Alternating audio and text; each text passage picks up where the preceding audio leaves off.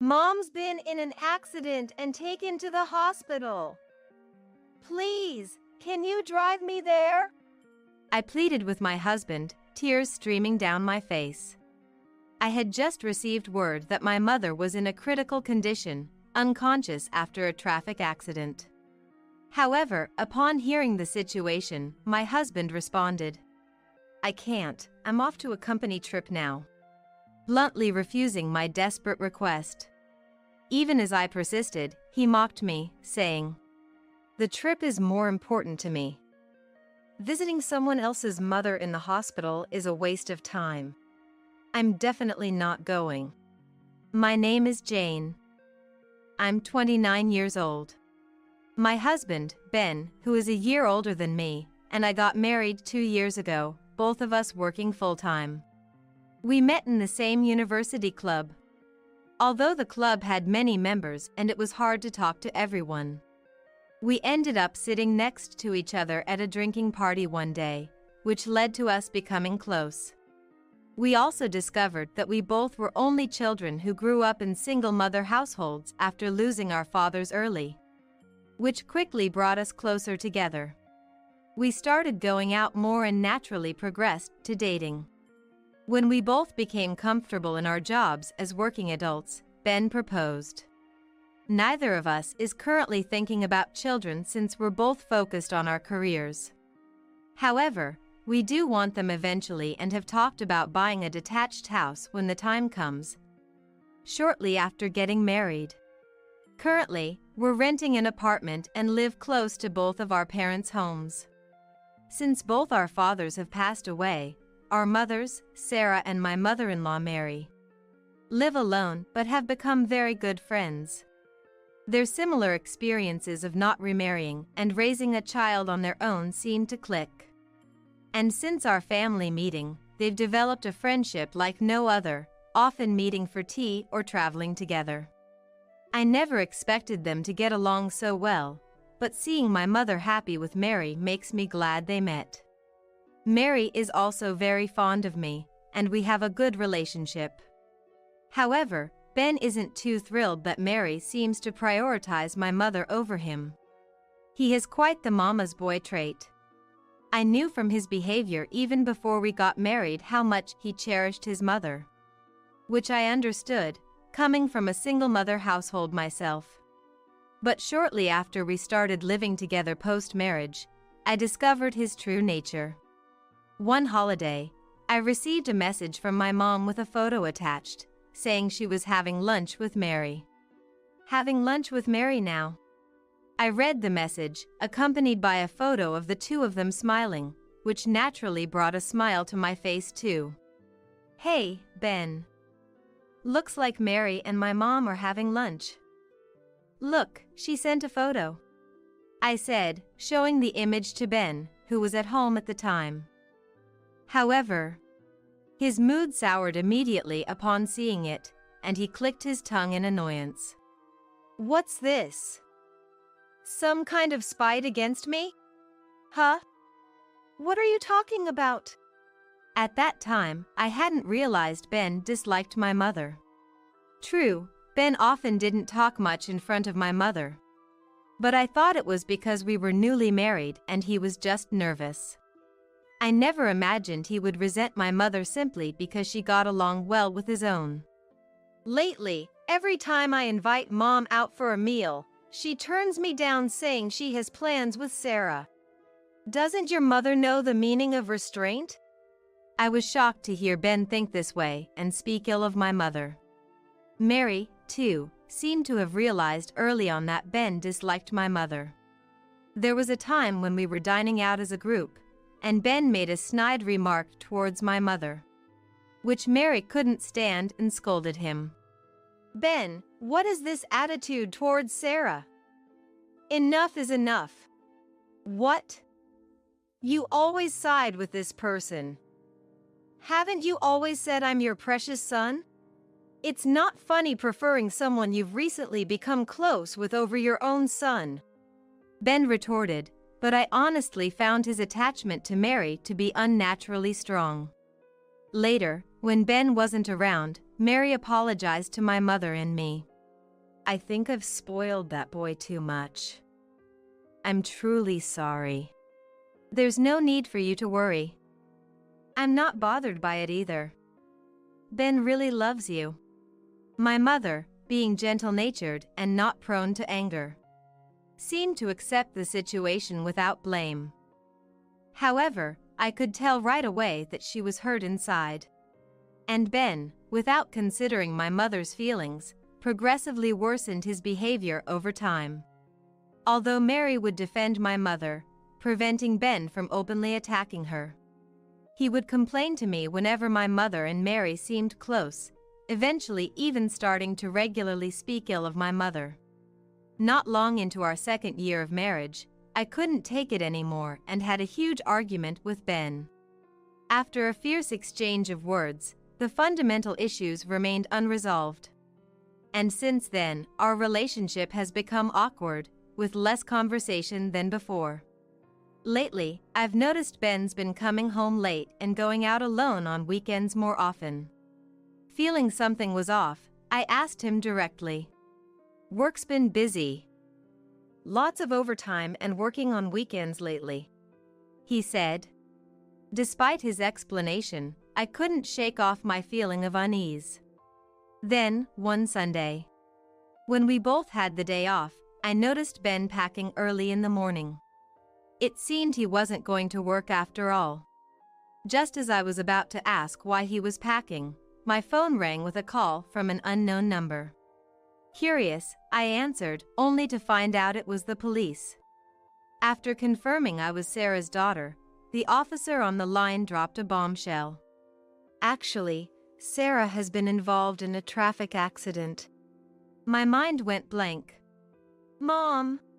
She was already taken to the hospital, in a critical condition and unconscious. After getting the hospital's name, I managed to end the call with trembling hands. Tears started to overflow as I struggled to think, but knew I had to get to the hospital. However, I don't have a driver's license, so I desperately begged Ben for a ride. Ben, something terrible has happened. Mom's been in an accident and taken to the hospital. Please, we need to go now. But upon hearing the situation, Ben made a face of displeasure and said, What? I'm about to leave for a company trip. I'll be late for the meetup. Deal with it yourself. Flatly refusing my request. A company trip? Today? You never mentioned anything. I realized why he was packing, but I hadn't been informed about the trip at all. And to my shock, he mentioned the trip would last 2 weeks. How can you think of going on a trip at a time like this? Mom might. Enough! The trip is more important to me. Your mother is just an unrelated stranger to me. Visiting someone I hate is a waste of time, and I'm definitely not going. Ben hurled cruel words at me, scoffing. Get out of the way. I have a plane to catch and I'm busy. He pushed past me, whistling as he packed his clothes into a suitcase. Furious, I yelled, You're the worst! Just do whatever you want! And left the house, hurrying to the hospital by taxi. Ben went on his trip as planned, oblivious to the crisis unfolding around me. I tried calling him multiple times over the 2 weeks, but couldn't get through. When Ben returned home in high spirits 2 weeks later, I gave him a cold look. Now I have to give Mom her souvenirs. I wonder if Mom's doing okay, he said optimistically. Without responding, I quietly agreed to go with him to his mother's house. On the way, Ben happily talked about all the souvenirs he bought for Mary. Ben didn't say a word of concern about my mother, who had been in an accident. Upon arriving at his parents' house and trying to open the door, Ben stopped, puzzled. Huh? Why is it locked? It seemed unusual for the door to be locked, since Mary usually didn't lock it when she was home. Is Mom not here? Ben murmured.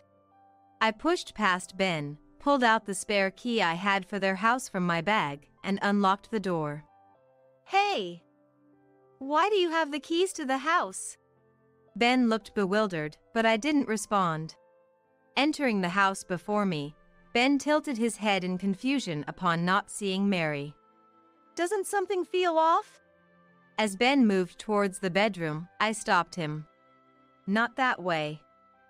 This way, I said, leading him to the living room, where a new portrait of the deceased Mary was displayed. What? Stunned, Ben began to tremble. And, half crying, rushed to the portrait, turning to me. Hey! What's going on? What is this?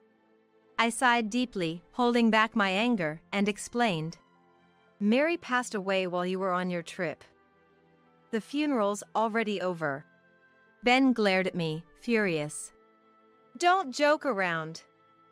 How can this be? Why does Mom have to die? Wasn't it your mother who was in the accident and in critical condition? If anyone was supposed to die, it should have been her. Despite Ben's outrageously insensitive outburst, I calmly explained what happened after my mother's accident. My mom woke up after the accident.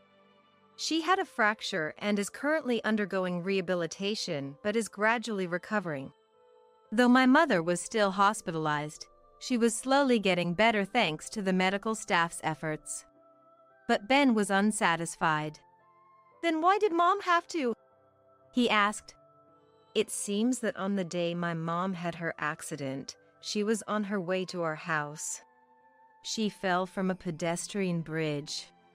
And I hesitated before answering. I guess you had told Mary about going on a business trip, hadn't you? Yeah, I did mention it, but... Mary had been suspicious of you lately. You've been unreachable more often. She probably wanted to verify if you were really going on a business trip. I explained, and Ben looked shocked.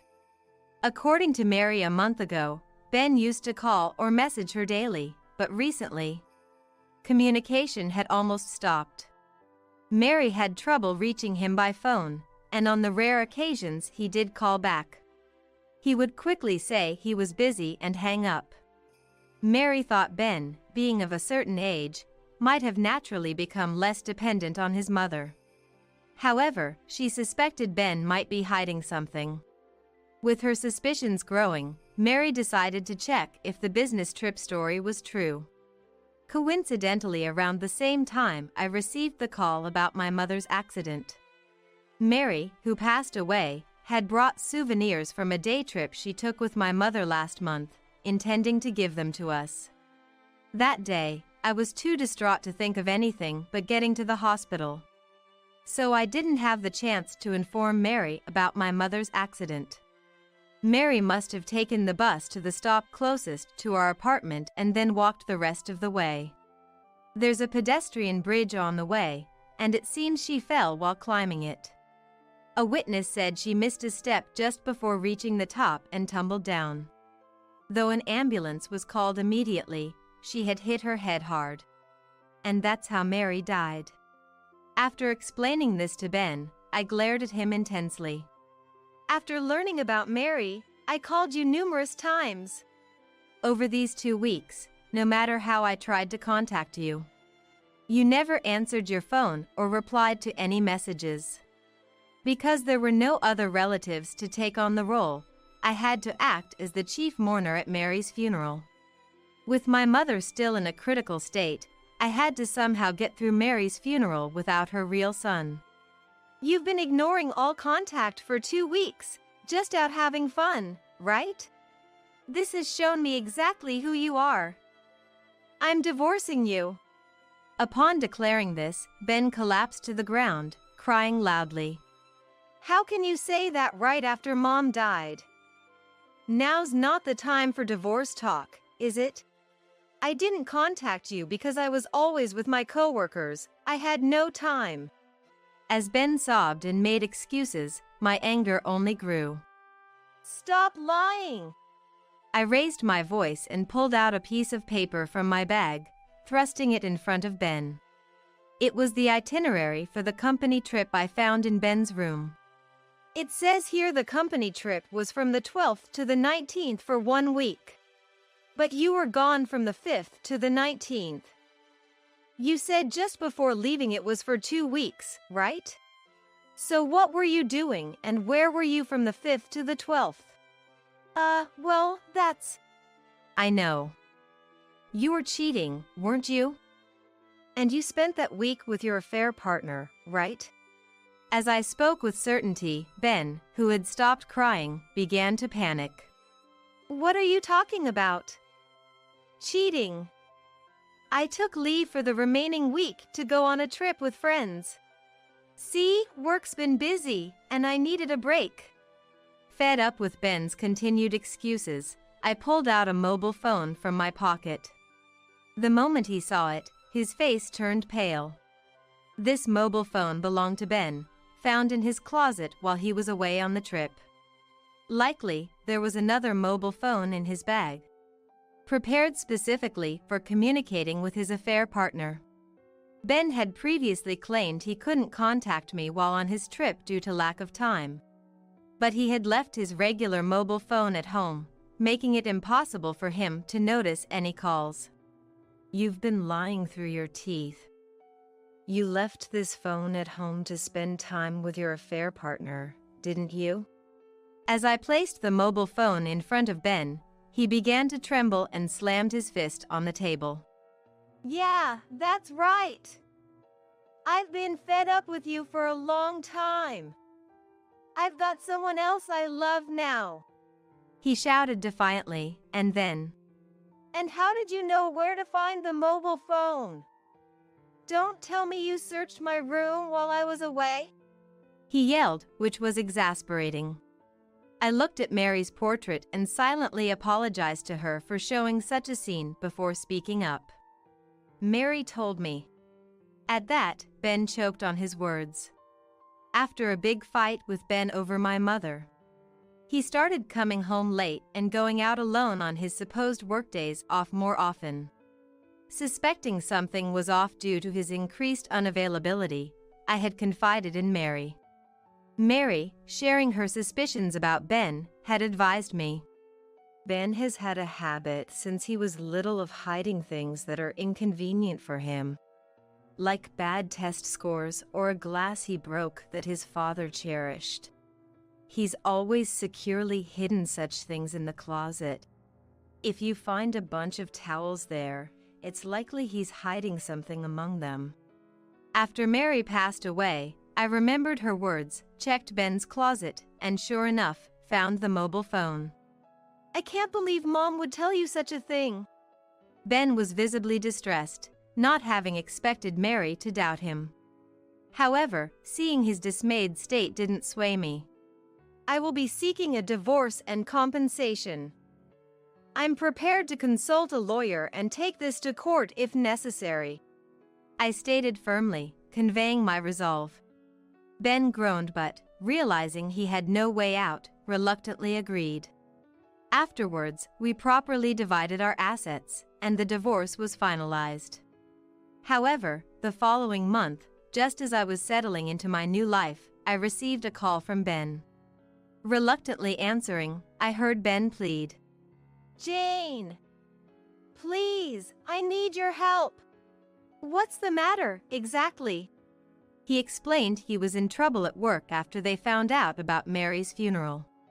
Since Mary had been listed as Ben's dependent, her death and the necessity of returning her insurance card to the company meant that her death was only then reported to the company, revealing that the funeral had taken place during the company trip. Ben was seen as a disrespectful son who didn't attend his own mother's funeral or even show up, garnering cold looks from his colleagues at work. Yet, Ben lied there too, shifting the blame by claiming I hadn't informed him about Mary's funeral. However, hastily sharing different stories with different people only made things worse. His inconsistencies and contradictions eventually unraveled, revealing his lies. Already viewed as inconsiderate, his repeated dishonesty led to doubts about his character, resulting in his isolation and eventual resignation to escape the situation. Now, without income, Ben is living off Mary's inheritance back at his parents' house. But the fact I didn't attend the funeral is known throughout neighborhood, making me feel ostracized.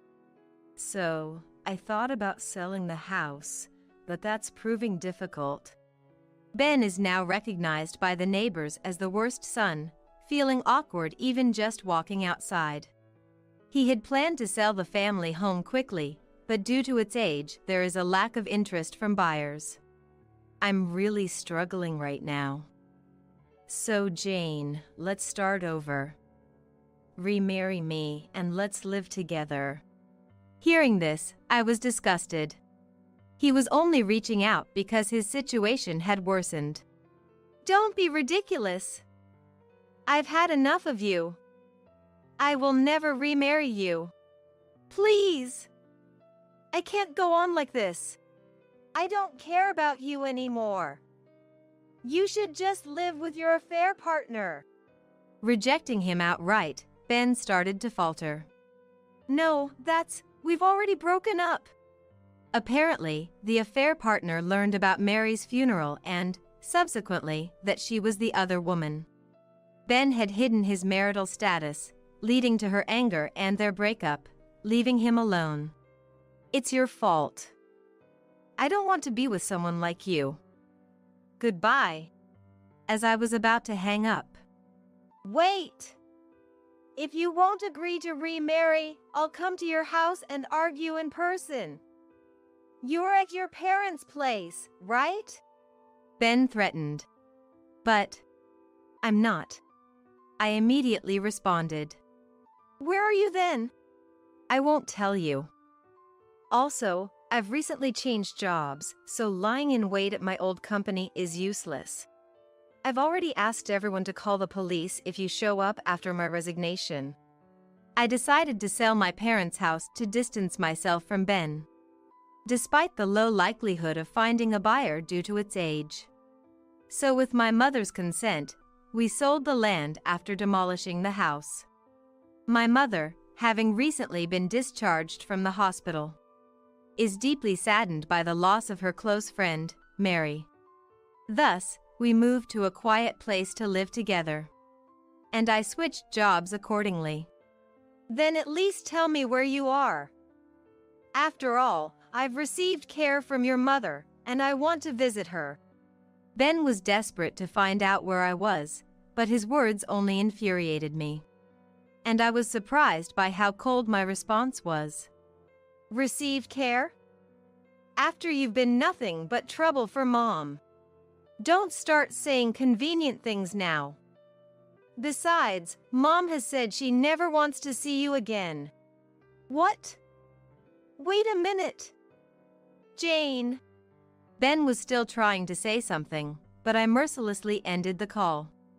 I then blocked his number and changed mine a few days later. Later, I found out that Ben was being sued for compensation by the affair partner he deceived. And he was in a dire situation, unable to borrow money due to lack of employment. He's been doing day labor and part-time jobs while searching for full-time work. My mother and I have started a new life in a new place. Relieved to have cut ties with Ben and reminiscing about Mary without stress. Mom couldn't attend Mary's funeral, nor has she been able to visit Mary's grave since her hospital stay and the move have kept us busy. It seems she hasn't fully accepted Mary's death, often crying while looking at photos and videos of them together. I really want to visit Mary soon, she said sadly, so I replied. Yes, we should visit her grave soon, planning to ensure we don't accidentally encounter Ben. I'm looking forward to making our new life in this new place fulfilling while supporting my mother. On the day we celebrated the 50th wedding anniversary of my in-laws, I arrived late and pulled along my son to introduce him to my sister-in-law, Abigail. This is my son, Mark. Mark, say hello. I'm Mark. I'm 5 years old. Mark clung to me and looked at Abigail, shyly greeting her. Abigail, as I mentioned in my letter, my son has a congenital disability. Before I could finish, Abigail blurted out. EW, what a monster! Don't let it spread to my kids. In that moment, both Mark and I froze as if time had stopped. Abigail's husband didn't say anything, but his look of discomfort was evident, clearly wanting to keep his distance. Kevin and the in-laws were speechless and rigid. I couldn't believe what was being said to such a young child, filled with disbelief. Not knowing what to say to the insensitive remarks of Abigail and her company, I stood there motionless until I heard a voice from beside me. Do people hate me again? Mark looked down, desperately trying to hold back tears. Such words would hurt an adult, let alone a child.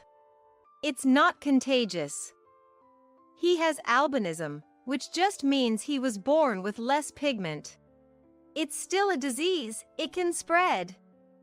Scarlett, get rid of that ugly kid fast. Get out. My husband was trembling with anger. During the heated argument, tears fell from Mark's eyes. Interrupting Kevin, who seemed ready to confront Abigail, my father-in-law Robert spoke up. Yes, don't ever come back.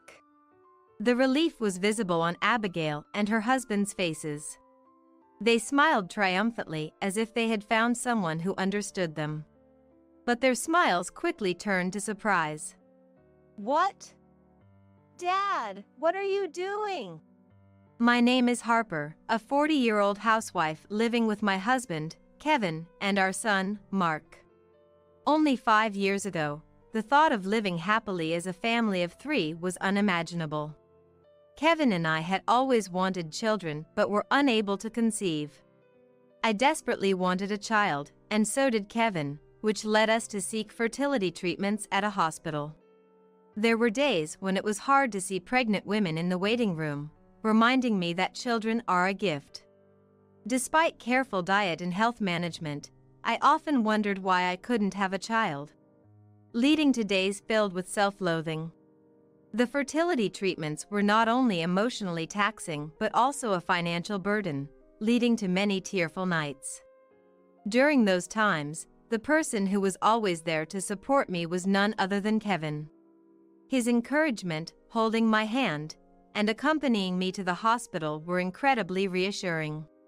It's okay, I'm sure our baby is just waiting for the right time to come to us. Miraculously, his words gave me hope, and I became more positive. The following year, our efforts paid off, and I became pregnant. We sharing the news with my in-laws Robert and Chloe, who were overjoyed. The baby grew healthy inside me, and we looked forward to the delivery day. On the day of birth, hearing the lively cries, I was deeply relieved and eagerly wished to see the baby's face. Yet, the child born had skin and hair so white and delicate, it seemed touching could break them, like an angel. Needless to say, Kevin and I were astonished. We were confused, as no one in our families had such an appearance. Why? The doctor explained our child had oculocutaneous albinism, a congenital condition known as albinism. Albinism? The one that happens to 1 in 20,000 people. It's a disease associated not just with physical appearance but also vision problems and sensitivity to sunlight. I regretted not being able to give birth to a normal child after fertility treatments. However, seeing the baby, all that faded away, and we embraced our child fully. It doesn't matter if it's a rare disease. Our child is as beautiful and precious as an angel. Exactly. This child chose us. Thank you, thank you. Thus, Kevin and I accepted our long-awaited baby positively and with hope. We named the child Mark and decided to raise him with love. Introducing him as our angel to the in-laws, they were initially surprised, but eventually warmed up to Mark's innocent smile. It might be hard, but you two will surely overcome everything. If you ever need help, we're here for you." The in-laws accepted and promised to love and care for him together. Mark's main concerns were managing sunlight exposure and weak vision. When going outside, sunscreen is essential, and Mark also needs assistive devices for his vision. However, now, thanks to the internet, connecting with friends who share the same concerns has lessened the feeling of struggling alone. There are several considerations in Mark's life, but otherwise, he's a healthy and mischievous boy. Kevin and I are delighted to see Mark increasingly doing things on his own. And before we knew it, 4-5 years had flown by. During this time, we visited the in-laws' house for Christmas, long weekends, and whenever the timing was right. The in-laws live about a 10-minute bus ride away, and from the station. Robert always picks us up in his car, mindful of Mark's condition. "Thank you for always picking us up." "No problem. I always can't wait to see my grandson." Once in the car, Mark always brightened up. Certainly, he liked cars, but there was a more pressing issue for him. The stares from others. When on the bus, some people would gawk or recoil at Mark's appearance, whispering or turning away. There were even times when people pointed their phone cameras at him, leading us to ask them to stop and shielding Mark from their view. Such actions deeply saddened me as a mother and sometimes made me angry, wondering why they would do such things. Affected by these stares, Mark would shrink into himself on the bus. Especially since turning 5, he would hide behind me or Kevin, or cling to Robert and Chloe, curling up small. Thinking how hard it must be for Mark himself tightened my chest with pain. One night, before bed, Mark asked, "Mom, Dad, am I weird? Does everyone dislike me? Why would you think that?" I replied, "Because, in the train, everyone looks at me so much." Hearing Mark express his feelings was heart-wrenching, and I've never felt more distressed. Kevin seemed troubled too, his brows slightly furrowed. I pulled Mark close, looked him in the eyes, and assured him, "You're not weird, and nobody dislikes you. Even if people look, you can hold your head high." With tears welling up in his eyes, he listened to my words and simply replied, "Okay, I understand. Mark, how about you sleep with Dad tonight?" "Okay. Read me a story?" Excited, Kevin headed to the bedroom with Mark. Watching them, I stayed in the living room, sighing. "The 50th anniversary celebration for Robert and Chloe is coming up, and I'm a bit worried." At kindergarten, there are teachers to support and friends who are told about Mark's condition, which offers some comfort, but public places are a different story. Struggling with this challenge, Mark, Kevin, and I were all searching for solutions, discussing with friends as well. Recently, Kevin brought up the 50th wedding anniversary celebration of the in-laws. Abigail, my sister-in-law living far away, would be coming, and it was suggested we celebrate grandly with her family. "Mark hasn't met Abigail yet. It might be a good opportunity, don't you think, Scarlett? Abigail too?" Truthfully, I didn't have the best impression of Abigail, my sister-in-law. Her family moves often due to her husband's job, and I've only met them once or twice. When Mark was born, I sent a letter but received no reply. Worried they didn't care about our family, I felt anxious about introducing Mark. When I shared my concerns, Kevin reassured me with a smile, "It'll be okay. Abigail isn't that bad, and her husband has always been nice to me." "Okay." I conceded, perhaps overly concerned about others' judgments. Maybe Abigail and her husband are genuinely kind, and the lack of response to my letter was just due to their circumstances. If they're coming all this way to celebrate their parents' 50th anniversary, we shouldn't dismiss their intent. While I could handle any comments about me, I worried whether Mark would be accepted or subjected to stares like on the bus. But we agreed to include Abigail's family. And so, with lingering anxiety, we approached the day of the 50th anniversary celebration. Due to flight schedules, Abigail's family would arrive later. For this special day, instead of Robert's car, Kevin and I escorted the in-laws to a high-end restaurant. Because we had a reservation, I said, "I'm Harper," and the receptionist led us to our room. Robert and Chloe, smiling happily, held Mark's hand as they walked to their seats. The stylish space, fitting about 10 people, was lit with soft lighting, creating a calm atmosphere. Grandpa and Grandma are happy. I'm happy too. Yes, Mark is happy too. Mark seemed to understand today was special, smiling more than usual. He was dressed in new clothes bought for the occasion, looking even cuter, which made the staff lady smile. After some time chatting, Abigail's family arrived late. They appeared in formal attire, and Scarlett, Mark's cousin, was also dressed in a cute outfit. Sorry we're late. Dad, Mom, congratulations today. Abigail dropped her bag and greeted Robert and Chloe. Of course, Abigail's husband and Scarlett smiled and said, "Congratulations." When they settled, I nervously greeted Abigail's family. Abigail, long time no see. Thank you for coming all this way today. Ah, right. However, she responded indifferently, as if she barely knew me. Gathering my courage, I brought Mark over to introduce him. This is my son, Mark. Say hello, Mark. I'm Mark, 5 years old. Mark clung to me and shyly greeted Abigail. Abigail, as I mentioned in my letter, my son has a congenital disability. Before I could finish, Abigail bluntly said, "EW, what a monster. Don't let it spread to us." Instantly, Mark and I froze as if time had stopped.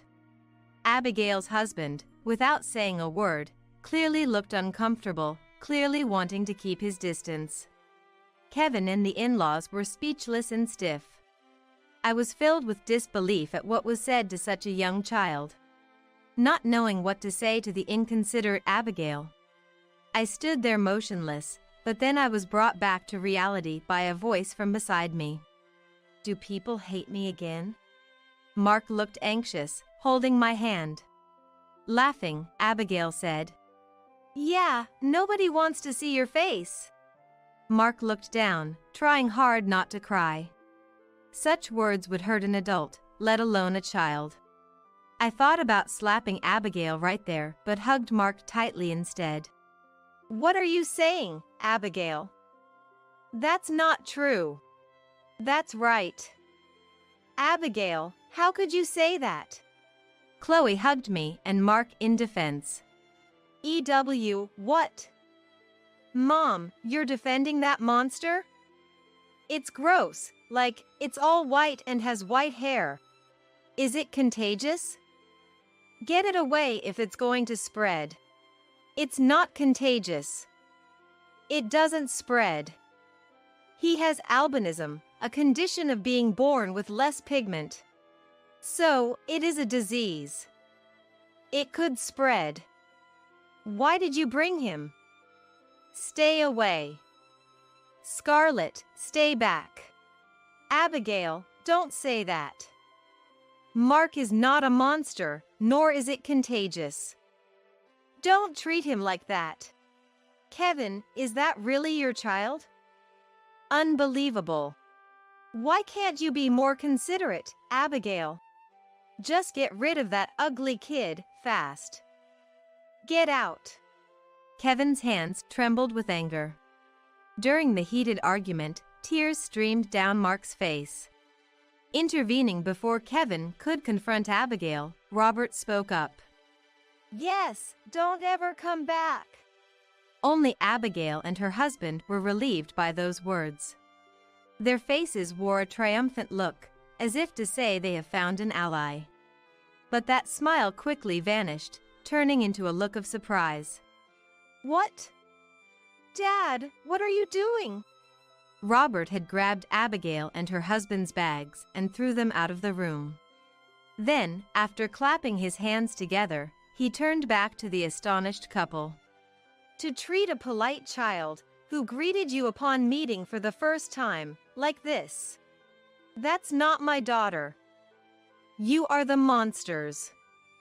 I don't want to see such ugly faces. But Dad, what if you and Mom catch it?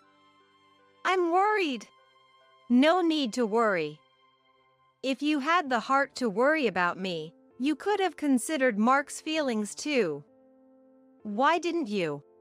No, come on, that's just not normal, no matter how you look at it. Stop saying such heartless things. Get out now.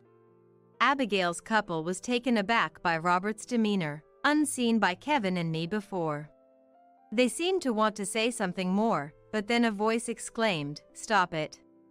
All eyes, including Kevin's, turned to the source. Surprisingly, it was Scarlett, dressed in her cute outfit. Her cheeks flushed. Albinism isn't contagious, and he's not a monster. Why would you say that? Dad and Mom, that's awful. She declared this with all her might, tears streaming down her face. That alone showed she was angry and hurt for Mark, which made me incredibly happy. Yet, Abigail harshly responded to her daughter. Scarlett, be quiet. You don't know anything. You're the one who doesn't know anything, Mom. I'm so embarrassed right now. Hating Mark without even trying to understand him. I hate you too. Scarlett's almost shouting voice turned Abigail and her husband pale. Undeterred, Scarlett ran to Mark, towering slightly like an older sister, and gently stroked his head. Don't cry. You should smile. You're not a monster, and you're not disliked. The people who say that are wrong. Okay. Both Scarlett and Mark's faces were smeared with tears and runny noses. It was difficult to get Abigail and her husband to understand Mark, but Scarlett was different, which was reassuring. Seeing Scarlett approach Mark and pat his head, Abigail seemed to snap out of it, hastily leaving with her husband without a word. The commotion drew the attention of other patrons outside, likely making Abigail's family feel unwelcome. While some staff members asked patrons to return to their seats, we resumed our conversation as if nothing had happened. The rest of the meal went smoothly, without tears or derogatory words, marking a peaceful time. After the 50th wedding anniversary celebration ended, and we returned to our usual lives, I was struck by a question. How did Scarlett know about albinism? Kevin, did you talk to her on the phone? No, I haven't. I thought you had told her, Harper. Wondering how she knew about Mark without us telling her, we received a letter. The sender was Scarlett, who had apparently gotten our address from Robert and Chloe. The letter, written on cute heart-patterned stationery like that of a young girl, contained her earnest words. After dinner that day, we decided to read the letter together. The letter began with "To Mark's mom and dad," sharing Scarlett's personal thoughts on people with albinism. Scarlett, due to her parents' moves, had changed schools several times, about 3 in total. At one of her previous schools, there was a child with albinism similar to Mark. This child had white hair and wore special glasses for poor vision. But after the teacher's explanation, all classmates respected and treated the child well. And Scarlett liked that child. Without discrimination against anyone, not minding their own disability. And being kind to everyone, she found them genuinely cool and fell for them. Even with poor eyesight, they had great hearing, were good at singing, and could play the piano. I wanted to be as kind as them, but Mom was different. On a day when parents gathered, seeing the albino child with Scarlett, Abigail frowned immediately. Scarlett, who's that child? Dyeing hair in elementary school? And those ugly glasses don't suit at all. You shouldn't play with that child, okay? Understand? Saying so, she complained. Scarlett was filled with disbelief and felt very upset. Shocked and frustrated at her inability to retort her mother's heartless words. So, I felt relieved when I could finally speak up about Mark. Reading the letter made me feel warm, realizing Scarlett had been harboring those feelings during the 50th wedding anniversary celebration. Later, Scarlett settled in her current school and, driven by a desire to be understood, read an essay on albino awareness during an open class. My parents labeled my cousin a monster without trying to understand albinism. I think those who say such things have monstrous hearts. I hope more people understand albinism and refrain from saying terrible things like my parents did. I wish for a class where everyone respects each other as they did at my previous school. The composition she read on open day, advocating for mutual respect, was highly praised. At the same time, Abigail and her husband faced condemning stares and were embarrassed. Following that open day, they were viewed coldly by other parents in the neighborhood, and Scarlett was scolded by Abigail. But she seemed unfazed, hoping to grow up to be someone who can eloquently explain and support people with albinism. Please be kind and stand tall, Mark. I'll do my best too.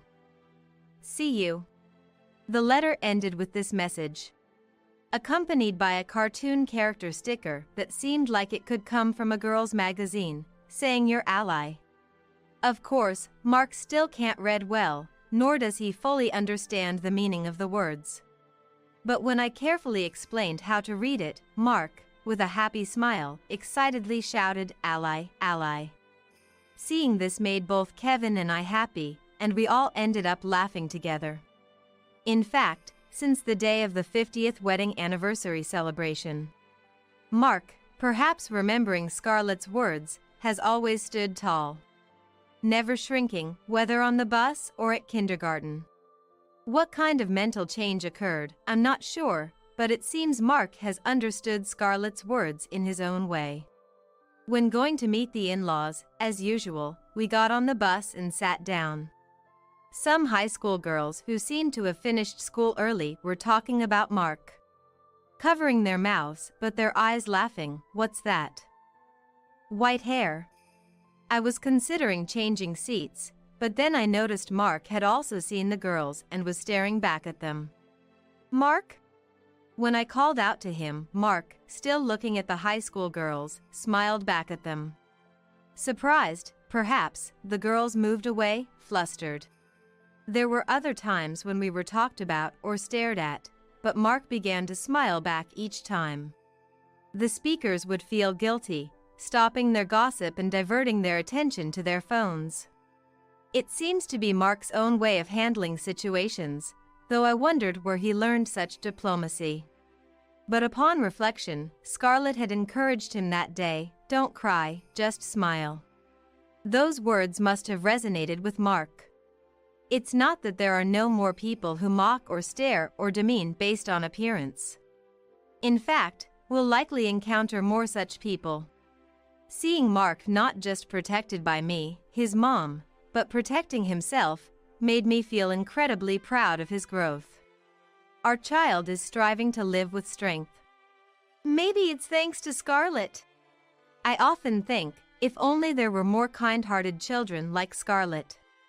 Discussing this with friends, I found support among other moms, leading to small educational gatherings in public spaces.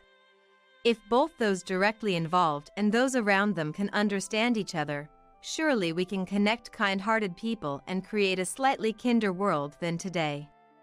I hope for a world where more people, like Scarlett, understand and treat those with disabilities without discrimination, making it a better place for Mark to live positively.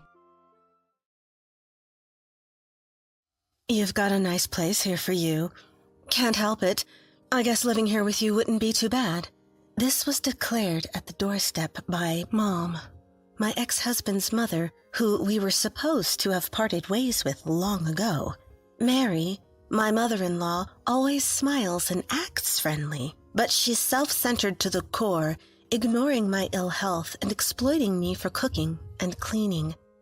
Raised by Mary, my ex-husband also believed the world revolved around him, which was unbearable for me, leading to our divorce. Despite moving to a place they shouldn't know about, why are they standing right in front of me? Then I was faced with a shocking truth. My name is Grace. I've been working hard in the sales department for 6 years since joining the company, and recently I've been trusted enough to be appointed as a project leader. Focused too much on work, my salary and bonuses steadily accumulated. I found joy in achieving results and being appreciated, and I had no interest in wasteful spending, like shopping sprees, so my savings just kept growing. I had a comfortable life with a sense of security for the future, but one encounter changed everything. There was a high school reunion, and there I reconnected with a man named Robert. We didn't talk much in school, but that day, perhaps due to our companies doing business together, we struck up a conversation. Robert worked in legal affairs for a well-known company.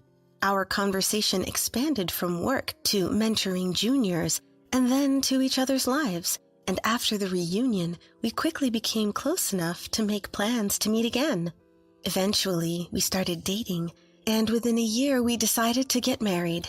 The wedding was small, but held in a chapel, and we were blessed by family and friends, but that happiness was short-lived. I came to learn a shocking truth. One day, I fell ill. My husband was worried about me bedridden, but soon a call came from Mary. "Yes, hello, Mom. No, it's okay. Just that Grace is feeling a bit under the weather." I overheard the conversation between my husband and Mary from the hallway, but soon I felt an uneasy feeling. Apparently, Mary had called before deciding to visit. Of course, I thought I would refuse. It wasn't that I couldn't get up, but wanting to rest without any trouble was natural. However, my husband complied with Mary's request and accepted her visit. "Got it. We'll be waiting. I'll wake Grace up soon." Hearing this, I was puzzled. Why would he allow her to visit when his wife was ill? And even saying he would wake me up. Amidst my surprise and questions, my husband returned as if it was the most natural thing. "Mom says she's nearby and wants to stop by for a bit. She says it'll be just for a little while, so it'd be rude to turn her away. Grace, you should get up too. Just showing your face will be fine." It's unthinkable for Mary to come over with his wife still in bed. After all, I hadn't even finished cleaning the living room, and the dishes that are usually put away were still in the sink. I realized my husband was just looking worried and not actually doing any of the housework in my place. I pushed myself, despite feeling unwell, to rush through cleaning and getting ready in the hour before Mary arrived. All the while, my husband didn't lift a finger to help, nor did he seem sorry about it. When Mary arrived, my husband greeted her with joy, and I was made to serve coffee and set the table, with no consideration for my condition. Their conversation was strange. It revolved around my husband and Mary, leaving me feeling left out as I suppressed my headache and chills. In the end, Mary stayed until dinner. I cooked dinner trying not to show my irritation, and after Mary finally left, I collapsed into bed and fell asleep. Originally, my husband always valued Mary and tended to prioritize her wishes. He would say, "It's lonely living apart," and he would choose gifts for her every season and often visit the in-laws' house. I thought it was filial piety, but gradually I realized that he was prioritizing Mary above all else. This attitude became excessive, and just 6 months into our marriage, he completely disregarded me, placing Mary first. Robert was a classic mama's boy. Comparing my cooking with Mary's, outings were naturally to the in-laws' house, and Mary, far from minding, seemed delighted by her son's attentions. I had intended for us to build a happy marriage, but before I knew it, Mary's presence always loomed between us. There was a reason Mary was so indulgent with her son, Robert. It was her spending habit. Not just shopping with friends or outings, but expensive hobbies like travel and limited edition brands. And Mary would repeatedly ask my husband for money because of it. This behavior spilled over to me without any sign of remorse. I was appalled by requests I'd never received even from my own parents. Raised by parents who were strict about not borrowing or lending money, I was shocked by Mary's attitude of seeing such borrowing as normal. Though I never gave in, my husband would easily hand over money whenever asked. That's why Mary doted on her son so much. "Mom's in trouble, so it's only natural to help her out a bit, right?" That was my husband's argument whenever I brought it up. Before I knew it, transactions I wasn't aware of started happening behind my back, straining our finances to the point where I pleaded, "Just don't hide it from me anymore. I won't blame you." If I showed my face at the in-laws' house to Mary, I was just a free housekeeper, used as she pleased in her large house. I was made to do everything from cleaning and cooking to gardening and window washing, all for my husband's sake, without complaint. It seemed like Mary enjoyed making use of me, somewhere deep down. My husband, oblivious to these circumstances, naturally didn't help me, instead truly believing Mary's treatment was making me a good wife, thinking, "Mom is really incredible." When I pushed back against Mary, Robert said something unbelievable, thinking he was helping. "Grace is just embarrassed because it seems like her own mom couldn't take much care of her, so she's acting like she has a real mom now." Indeed, my parents ran an old-fashioned restaurant and were busy working every day, but I never resented my mom. Despite it being normal to have their only daughter help with the customers, my parents let me play and pursue hobbies. Their motto was, "A child is not a tool to be worked without pay." A stark contrast to Mary. I finally stood up to my husband to protect both myself and my parents, who cried tears of joy at our wedding. "What your mom is doing is wrong. Just because I'm your wife doesn't mean I should be exploited.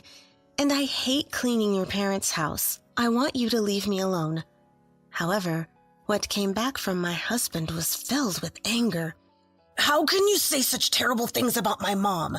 Thanks to her, you're able to be a proper wife. Don't make Mom upset without even thanking her. Moreover, I'll divorce a terrible wife like you who says such things." He even went so far as to print out a divorce application form from the City Hall's website, fill it in, and show it to me. He signed it firmly and thrust it at me. "How about this? I'm serious, unless you apologize to me, and Mom, that is." He was deeply rooted in old-fashioned values. A wife's position was below her husband and Mary, and she had to obey everything they said. My rebellion confused and enraged him. He thought threatening divorce would make a wife cry and apologize. But I was convinced this marriage was no longer happy and wouldn't improve. My husband said, "Think carefully while I'm on a business trip," and left the next day with the divorce application on the table. I saw this as an opportunity and immediately filled in my name. I rushed to the City Hall and quickly completed the procedures. I took leave from work and settled everything I could in his absence. The notification of the divorce acceptance and my husband's return home were almost simultaneous. When I handed him the envelope from the City Hall and told him I had filed the divorce papers, he opened his mouth in shock, then turned red with a look of disbelief. "Do you really want to be that stubborn? Filing for divorce isn't something you do lightly. You're going too far just because you want to make us suffer." In his mind, I was just a capricious woman acting out of rebellion. I decided not to resist and played along with his reaction. "After all, you've been ignoring me, having fun with Mom. I'm fed up with having to stay silent. Why am I always the odd one out?" My exaggerated pouting struck a chord with my husband. He loved it when a woman seemed to be depending on him, even if it was a bit unreasonable. Perhaps my act seemed quite convincing, like that of an actress. Completely taken in, my husband happily agreed to a favorable distribution of property for me. He was willing to indulge my stubbornness until I was satisfied. He believed that once I was content, we could remarry and return to our normal lives.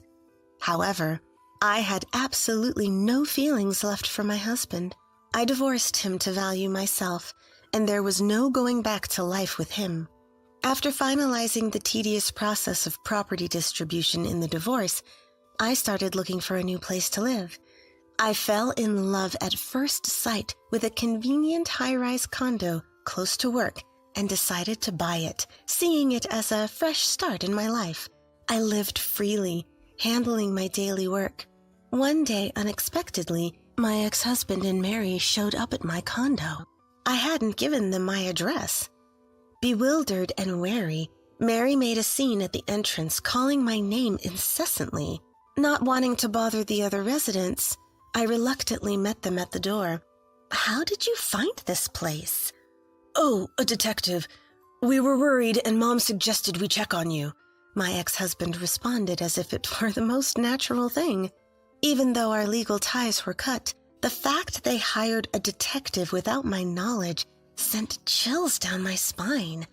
Stunned, I could only think about how to get them out, while Mary, despite her age, behaved with youthful exuberance.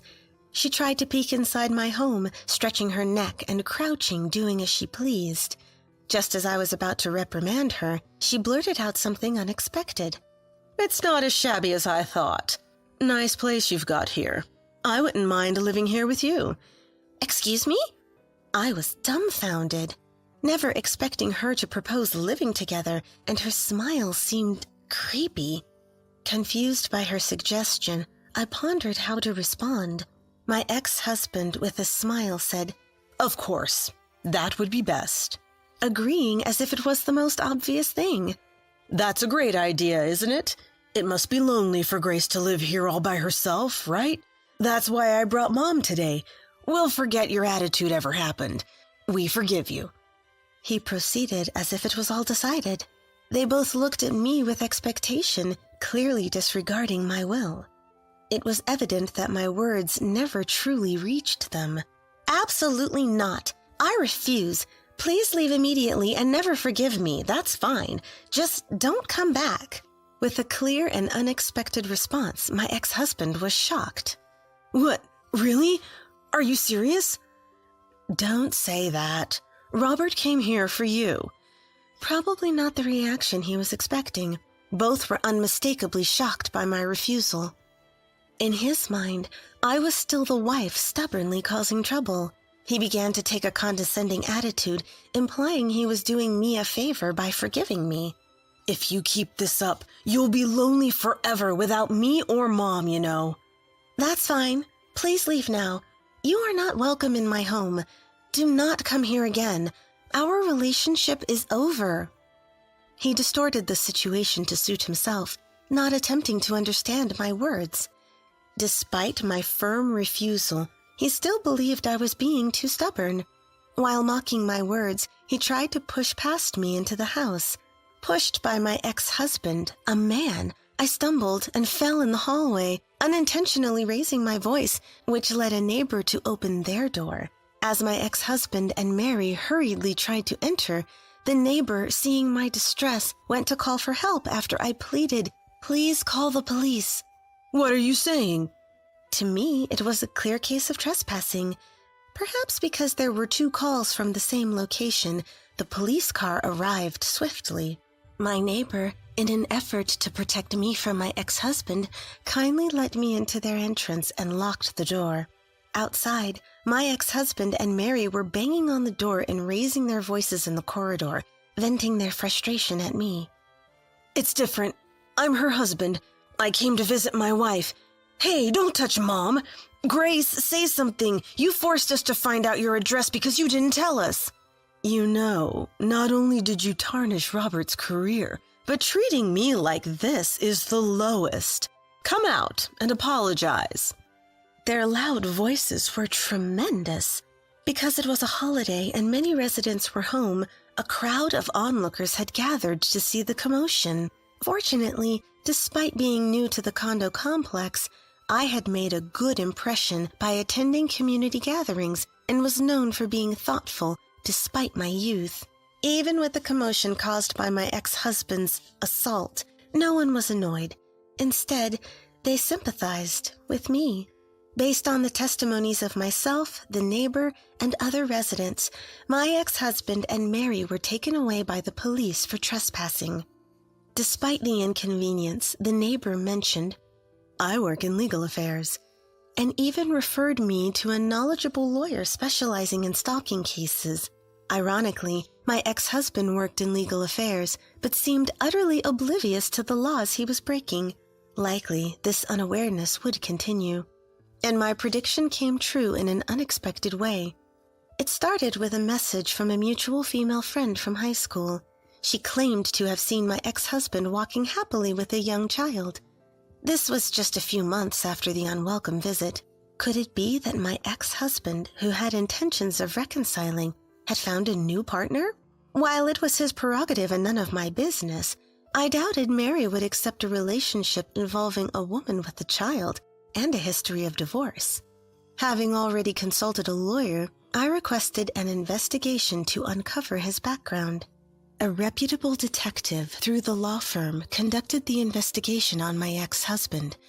The shocking revelation was that he had been cheating on me even before our divorce. Though my feelings for him had long vanished, learning of his betrayal made me feel doubly, even triply betrayed, disturbing my peace. My ex-husband's world was twisted to suit his convenience. In his hierarchy, Mary was at the top, and all women were below him, including me, deemed inferior and deserving of scorn and disdain. This hierarchical consciousness explained his inconsistent behavior. Cheating while married, believing reconciliation with an ex-wife was natural, and continuing the affair throughout it all were logically consistent in his mind. Reading through the investigation report left me in disbelief.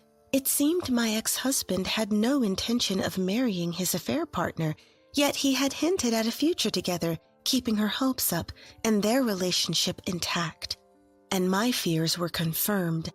The young child seen with my ex-husband was indeed his, born to his mistress. He had led a double life, with a child born around the same time as my marriage. Learning about this complex situation made me feel nauseous. Luckily, having already consulted with a lawyer, I was able to shift focus to seeking compensation for adultery immediately after receiving the report. Even after divorce, if adultery is discovered within 3 years, a lawsuit can be filed. Over time, I stopped letting the situation hurt me and mechanically moved forward with the lawsuit. I also sued the mistress for compensation for her part in the infidelity. The mistress, upon everything coming to light and becoming furious, especially after finding out my ex-husband hadn't given up on reconciling with me despite hinting at marriage with her, accused him of marriage fraud.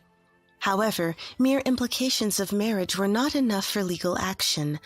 Though she probably had to give up on that front, the situation took a turn when it was discovered that he had taken a large sum of money from her under the pretext of wedding expenses. That money went to Mary, whose spending knew no bounds, and the demands escalated. To appease Mary, upset over our disputes, my ex-husband had booked a luxurious cruise and planned an overseas trip for her, using the money for that payment. The mistress latched onto this, managing to file a case. My ex-husband faced compensation claims from us, child support payments, and fraud charges, quickly depleting his savings. Having borrowed heavily from Mary, he had little to begin with. The in-laws' impressive home was seized, but the debt only grew. I received the compensation, cutting ties with my ex-husband, but his situation with the mistress was different, given they had a child. Child support payments soon fell behind, and the mistress, furious, stormed his workplace, exposing all his wrongdoings. Despite working in legal affairs, his repeated troubles with women, and the ongoing fraud case, he had kept these hidden from his employer. The secrecy and his actions drastically worsened his reputation at work. His assignments were reassigned. He was sidelined to a less significant position, and the bad rumors never faded. The gossip, all based on truth, overwhelmed him, leading to his resignation. Finding a new job in the same industry was impossible as his conviction for fraud was well known, and with a criminal record, he couldn't afford to be picky about work. He now juggles multiple physically demanding part-time jobs, struggling to make ends meet for compensation and child support. Mary's escape pushed him into despair. Seeing her son sued, jobless, and burdened with debt, she vanished to avoid getting involved. However, Mary couldn't curb her spending habits either and ended up with a significant amount of debt herself. Without a son to turn to for money anymore, her continuation of buying luxury brands and indulging in lavish meals only made her debt swell. My ex-husband now lives a lonely life in a cramped apartment where he can directly hear the neighbors' voices. Adding to his miserable situation, a couple with a volatile relationship recently moved in next door, causing frequent outbursts of shouting from their fights to echo around him. I am still deeply involved in my work as a sales representative. I've tackled numerous new projects, achieving groundbreaking results each time. Having shifted to a life on my own, I've also found more time to study. Thanks to my expertise, I've gained the trust of clients, significantly boosting the company's sales. I'm not just seen as a potential female executive, but as a candidate for even higher positions filled with anticipation. Of course, I plan to work hard and contribute to my company. It's my life, after all.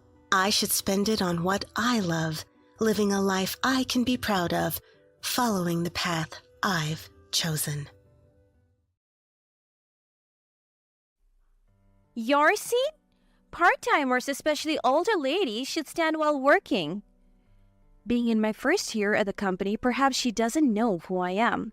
It's surprising that a young female newcomer would say something so rude to me. But maybe she's just young and doesn't understand the working world yet.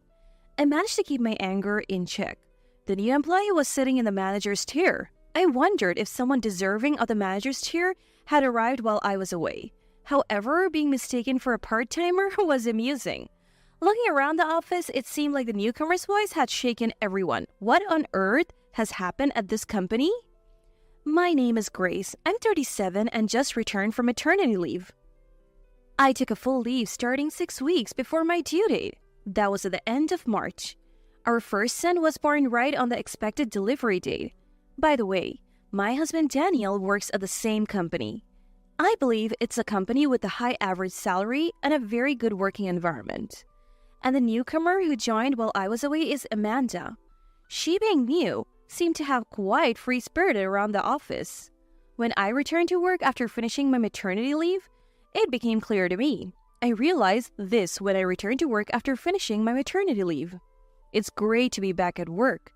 Our baby was only 2 months old and couldn't be left at daycare, so Mom and my mother-in-law are taking turns looking after him. I returned to work, thankful for their help. There are some new faces I didn't see in March, probably new employees. One of them, inexplicably, is sitting in the manager's chair. Maybe because it's their first year? They don't know where to sit. I gave a casual greeting to the new employee. Nice to meet you, I'm Grace. However, the newcomer didn't respond at all. Perhaps she didn't hear me? I was puzzled but greeted her again. Good morning, I wonder where my seat is now. Then the new employee whispered to me, Your seat? Part-timers, especially older ladies, should stand while working. I was stunned by the new employee's rudeness, and apparently her whispering was futile as it seemed everyone else heard her too. The entire office started to tremble. The new employee, seemingly on a whim, said, I'm going to take a restroom break. And she left. I stood there bewildered but decided to ask the other employees what was happening. The office was eerily quiet. I asked my colleague Frank, whom I had been mentoring before my maternity leave, who she was. Frank, looking perplexed, informed me. Her name is Amanda, she's 22, and as you guessed, a new employee. She's a bit overconfident, I would say. She's not incompetent at work, but she seems very interested in the male staff. What do you mean, interested in the male staff? As I asked, Frank seemed uncomfortable explaining. It seems Amanda is targeting high-earning men in good companies. She has this attitude like, a cute girl like me deserves a high-spec husband. And she seems to have set her sights on Daniel too, despite knowing he's married, as evidenced by his ring. She says things like, I'm much better than his wife, and has even made lunch for him a few times. Hearing this for the first time, I'm shocked. Of course, Daniel has been declining her offers, saying, I have a wonderful wife and a lovely child. I blush a bit at the wonderful part, and I'm somewhat relieved to hear that Daniel did accept Amanda's advances. Of course, it's hard to imagine Daniel, who is so serious, cheating. It's hard to imagine him having an affair, though. She still kept pursuing him, but lately it seems she's shifted her focus and given up on Daniel. Amanda is young and objectively pretty, so she's had quite a few male employees under the spell. She seems to be assessing who among them is likely to advance in their career. Seeing Frank's troubled expression, I can tell he's had a hard time. That's tough. I'd be furious to think someone was trying to seduce my husband, but what a problem, dealing with a woman so intoxicated with herself. Frank nods vigorously to my words. Exactly. Lately she's been claiming the CEO is fond of her. The CEO is 45 and single, right? She's convinced herself she's going to be the future CEO's wife, acting freely and even sitting in the manager's chair. No one knows the truth and nobody dares to confront her. It's as if being the CEO's wife is a foregone conclusion among the new employees. That certainly makes it difficult for everyone to work. She's probably drunk on her own youth and beauty. I understand everyone's struggles, but we can't allow her to dominate like this. As I respond to Frank, he looks disheartened. Frank continues to list the new employees' outrageous actions. It's terrible. Amanda mocks older women as older ladies. How? Short-sighted, not realizing she'll age too? That's a nasty way of thinking. I'm scared I might be targeted next. I laugh. According to Frank, he heard her say to one of the female employees, "Older lady, you better hurry up or you won't get married." Apparently, she boldly said this right in front of the person. She seems to have no regard for seniority, speaking ill of them even in the restroom. So unattractive, it's pitiful. A poor choice of husband, just too sad.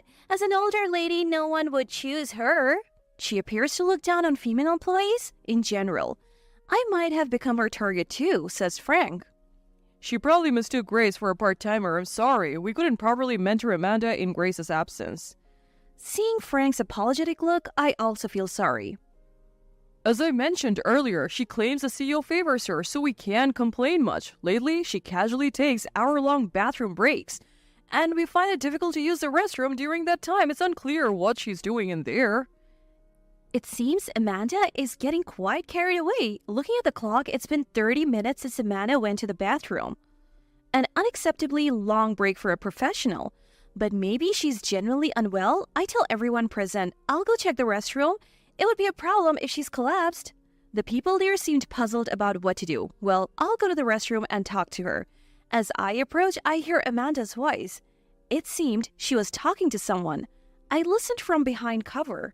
"It's so annoying. The part-time employee, here I am, a full-time employee favored by the CEO, and there's this part-timer acting like she doesn't know her place, asking where's my seat? Such an incompetent part-timer." Someone on the phone was responding. Perhaps the person on the other end was a man? "Her face? She's not hideously ugly. Really? But she's in her 30s. She's just a foil for me. But she looks like she can't do her job at all, not even good enough to be a foil. I am, after all, favored by the CEO, but I only love Andrew." Andrew must be Amanda's boyfriend. But wasn't Amanda looking for a husband? It was confusing.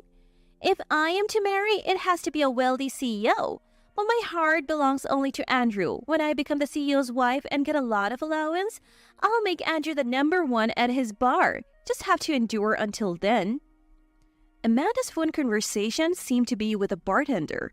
She wanted to marry someone with a higher income to support her bartender boyfriend? Calculating, greedy, and not particularly capable, she's the type I dislike the most. I burst through the door. Amanda, not expecting me to enter, looked terribly surprised. "What?" Amanda was extremely startled. "Don't you think that's rude? Did you consider that I might be feeling unwell? Think a little. Until now, no one has ever come into the restroom while I was there. When I'm in the restroom, nobody else uses it. At least not on this floor. Can't people who can't do their job at least be considerate? Amanda's reasoning was laughable. I chuckled and Amanda became even more furious.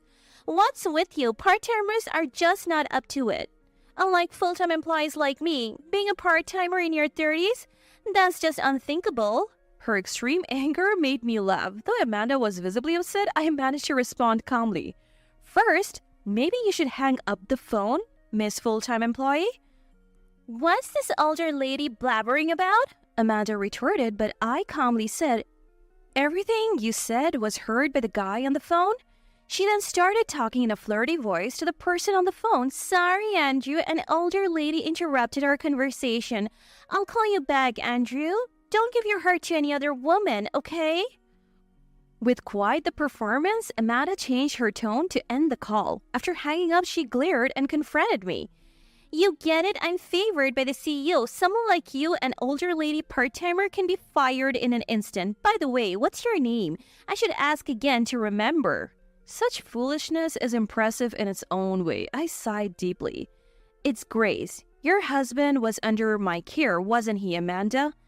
Amanda seemed to think for a moment. Then she realized I was Daniel's wife, whom she had tried to approach before. She laughed loudly. You're Daniel's wife? You? Daniel has terrible taste then. He won't get far in his career with an older lady like you. Calling you a wonderful woman? That's laughable. How old are you anyway? I realized I was being looked down upon, but I decided to endure it. I'm 37 years old. 37? Older than Daniel? Why did you start as a part-timer? Is Daniel not earning enough? Maybe you're not supporting him well enough. I sighed. No need to worry. My husband was recently promoted to head of the department. Hearing about my husband's promotion, Amanda seemed displeased and was probably thinking of what to say next. I decided to speak first. And I'm also a full-time employee, just like you. Amanda looked shocked. She had thought I was a part-timer. Really? A full-time employee? So you're my senior, but just being a senior doesn't mean much, does it? You must be jealous of me because I'm young and cute. Poor you. I'm young, cute, and a full-time employee. Even though I consider myself an older lady, hearing it from Amanda was disagreeable. Amanda, seeing my irritated face, seemed to enjoy it more. You won't be mean to me just because you started working here before me, will you? Please stay quiet, Grace. After all, I'm favored by the CEO. She laughed and looked at me. Clearly, she was hostile towards me, but I'm not childish enough to argue here. Understood. Let's go back anyway. If both of us don't return from the restroom, everyone will start worrying, got it? Amanda looked dissatisfied. She fiddled with her hair. I wondered if she had no intention of returning to her desk. I wanted to relax a bit more. You know, I'm favored by the CEO. If I tell him, you and Daniel could both be demoted. Lacking professional ethics, I was getting irritated talking to her. I needed to maintain adult composure and decided to use my last resort. I'm your senior and your supervisor. Just then, other employees came looking for me. Manager, we were worried. Has Amanda done something inappropriate? Amanda's surprised face was memorable. Manager? Yes, I hold the position of manager. I returned from maternity leave earlier than planned as they needed me back urgently without taking any childcare leave. Today was my first day back. I was surprised to see how much had changed. However, I didn't particularly like being called manager. I had asked not to be addressed as such, but given my conversation with Amanda, Frank and others must have been worried. They called me manager. Amanda finally seemed to realize that I was the manager, and the reason the manager's seat had been vacant was that it was mine. Amanda had been sitting in my seat, acting as if she were the manager. However, the reality was different. Noticing the absence of my rightful chair, I gently asked Amanda, where is my seat? Amanda might be young and cute, but she completely lacks respect for her elders. She mistook me for a part-timer and treated me like an older lady. However, such an attitude is unacceptable even if I were a part-timer. Part-timers are essential for a company's prosperity. As a manager, it's my duty to treat part-timers with respect. Amanda seemed surprised to learn I was the manager, but turned around as if she still had one more card to play. But Grace is the manager. I'm favored by the CEO. What an impudent woman! I sighed for what felt like the upteenth time today. It's time to return to the office. I thought about going back alone if Amanda didn't, but she silently followed me. Back in the office, Amanda seemed to sit at her own desk. I took my seat in the manager's chair. I immediately called the CEO. Oh, what's the matter? Is that the CEO? I've returned to work today after finishing my maternity leave. I need to discuss something with you. Could you please come to our department? Understood. I'll be there right away. I'm also concerned about your health. I sighed again after hanging up the phone. Soon, everything would become clear. Within 5 minutes, the CEO arrived at our department. As always, he looked energetic and asked me, How are you feeling? He asked me. I responded to the CEO in a loud voice. I'm doing all right, but I have a question for you. Oh, what is it? Is it true that you have been in a long-term relationship with a woman? What? Did you call me here just to confirm that? I looked at Amanda. Yes, I was just curious if you had been approaching Amanda. The CEO didn't take it seriously and laughed. What are you talking about? You know I've been dating Emily for over a year and we're planning to get married soon, right? Right, you're getting married to Emily, so there's no way you would approach Amanda. The CEO looked surprised. What are you saying? That's scary. Did Emily tell you something? You know I love Emily. I've never even talked to Amanda with any intention of approaching her. Of course, I said. Then turned my gaze back to Amanda. Amanda's face had turned pale, and no wonder. She had just found out the CEO had not been approaching her. It was all her own misconception. What should I do? I said this mischievously while looking at Amanda. Amanda? The surrounding employees didn't know whether to laugh or keep a serious face. Amanda, called by name, stepped forward. Yes? Did you understand what I said? The CEO looked at Amanda and me, not understanding the situation. Amanda, appearing to have given up, spoke again. Grace, aren't you being overly familiar with the CEO? I did intend to be overly familiar with the CEO, but it seemed my normal behavior might have come off as such due to my irritation with Amanda. Is that so? Amanda, seeing my confused look, seemed to misunderstand that I had a sexual relationship with the CEO. Could it be that you and the CEO have a sexual relationship? As I hesitated to answer, the CEO promptly replied to Amanda. Do Grace and I seem that close to you, Amanda? Why are you so familiar with each other? Amanda whispered in a small voice. The CEO continued. Well, that's because Grace and I are cousins. I thought to myself, I have let it slip. If everyone knew the CEO and I were cousins, they might start treating me differently. That's why I hadn't told anyone. Unconcerned about my dilemma, the CEO kept talking cheerfully. Grace is very competent. Amanda, you can learn a lot from her. Work hard. Amanda, altering between pale and flushed, managed to say, Yes. Amanda said only that. Then the CEO said, Well, I should get back to my office now. And he left. That left us there. I managed to say, Let's all focus on our work, and return to my desk. The day ended like that, but Amanda seemed unable to concentrate on her work, and the next day she was absent. Perhaps she felt humiliated. She did call to report her absence. Could that be considered the bare minimum of professional etiquette? I'm sorry, I'm not feeling well today, so I'm taking the day off. And with that, the call ended. Amanda was absent the following day as well, but this time there was no call. She continued her unexcused absences for the next few days. After a week of no-shows, her resignation letter arrived. Amanda, who had arrogantly taken long bathroom breaks, must have been deeply embarrassed after her relationship with the CEO was clearly denied. Amanda was certainly young and cute, but it seems she never ended up marrying a colleague and resigning. After Amanda left the company, it was revealed that many men had been approached by her. It appears she had approached everyone she was interested in. Amanda's whereabouts are unknown. As for me, I am enjoying my work immensely. My subordinates are saying, We're really glad you're back and we rely on you, bringing a lively atmosphere to the department. My husband has been promoted to head of the department. The CEO fairly evaluates both he and me, making the workplace very satisfying. Additionally, the CEO has asked me to be present at the interviews for new employees from now on. It seems this incident made the CEO realize he's not good at discerning competent personnel. The CEO said, With Grace, I'm reassured, since she has a good eye for people. He was as laid back as ever. I want to hire new employees who can value the company and their colleagues. We don't need new hires who come with preconceived notions like mistaking a woman in her late 30s for a part-timer. Nor do we need those who don't treat part-timers with respect. Youth and good looks aren't necessary either. What's important is the ability to work humbly and efficiently. Time to work hard again today. When I don't like your attitude, you're fired. I was declared so by the president's wife, Mary, and I obediently complied. However, quitting my job would put me in a financial bind. That's when a brilliant idea struck me. Are you sure about this? Mary mocked me as I said that. After returning home, I immediately scheduled a meeting with a rival company. And as a result of joining the rival company as a top salesperson, I made a comeback. I'm Paula, 45 years old. I'm not married and don't have children. I have a boyfriend, but I don't plan on marrying him. We live together but manage our finances separately. I work in sales at my company. I was deeply captivated by sales as soon as I joined. I believe I have a fair amount of sales talent.